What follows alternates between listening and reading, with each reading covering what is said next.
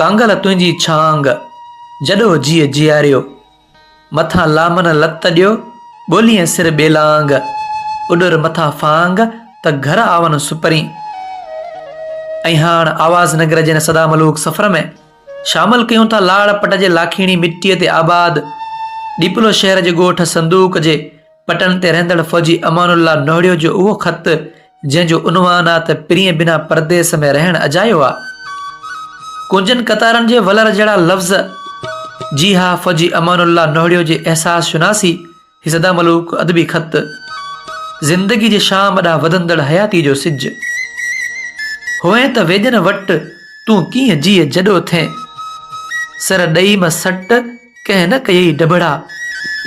ऐं ख़त लिखण खां पहिरीं उञारियनि भिटनि जड़नि मुंहिंजनि हिननि प्यासनि चपनि तां दुआउनि जा ॿई मोर हवानो आधार उॾाईंदे पालनहार जे दर ते इहो पांध पखेड़े वठूं त महिलातनि खां माड़ियनि ऐं भिटनि खां भूंगनि ताईं सबा जो सतार रहमतनि जी रिमझिम बरसाईंदो रहे। ऐं हा, सूर सारजन त केसी सारजन मीर साईं, हथनि में त सिर्फ़ 10 आङरियूं हूंदियूं आहिनि ऐं असां त हमेशह सूरनि खे पंहिंजो साथी करे छॾियो आहे। मुंहिंजे हिननि अखियुनि खां निंड तमामु घणो परे गुज़ारींदी आहे। मुंहिंजूं अखियूं हर वक़्तु महबूब जे चांडोकी जहिड़े चेहरे खे ॾिसण लाइ अॼु बि इंतज़ार में आहिनि। जंहिंखे ॾिसण लाइ अखियूं बेताब आहिनि उहो मूंखां घणो परे आहे ऐं मां हिकु फ़ौजी पंहिंजे वतन ख़ातिर हुन खां परे आहियां।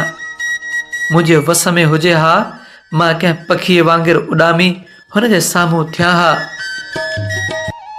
कोजो कामड़ मए आहे अखड़ियनि में, तन तमाची जाम जो नाभूं पायो ने, इश्क ईअं करे जीअं ॼारो जाम कुल्हे ते। उतर जे हवाउनि सां गॾु राति जे हिन थधड़ी पहर में कंहिं महबूब खे यादि कंदे मुंहिंजूं अखड़ियूं सावण मींहं जीअं भरिजी आयूं आहिनि। मीर साईं, एतिरी ख़बर तोखे बि हूंदी पंहिंजे मनपसंद शख़्स खां परे गुज़ारण केतिरो न ओखो हूंदो आहे। जंहिंसां जीअ जूं जड़ियूं हूंदियूं आहिनि उन खां बग़ैर ज़िंदगी जा ॾींहं गुज़ारण मुश्किल हूंदो आहे। अक्सर राति जे तन्हाईअ में दिलि खे दर्द वराके विझंदा आहिनि, पोइ हयाती जी हड़ मथे ते बार महसूस थींदी आहे ऐं पोइ हथ जी आङर चपनि जो सहारो वठी ॾंदनि में बखिजी घणो कुझु सोचण ते मजबूर कंदी आहे। मीर साईं, ऐं माण्हूअ जो मन बि कॾहिं कॾहिं रोअण ते मजबूर कंदो आहे।